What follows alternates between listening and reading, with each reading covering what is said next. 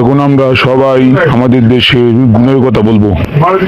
প্রথমে পাকিস্তান শুরু কর। আমাদের দেশে এমন একটা জঙ্গল আছে, যে জঙ্গল বাংলাদেশের মধ্যে 3টা দেশ ডুব পারবো।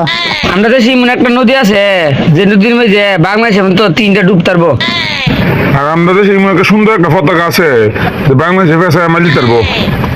আমরা বাংলাদেশে একটা কুত্তা আছে, পাকিস্তানের জঙ্গল আঁকবো, আর ইন্ডিয়ান নদীর মাঝে বসবো, আর তোরা ইন্ডিকার পতাকার মাঝে ফুকি মুছবো। এখন বুঝছো বাংলাদেশ কি জিনিস? এই বাড়িল্লারে ধরিস, কারো বাড়িল্লা বেশি কয়েলছে।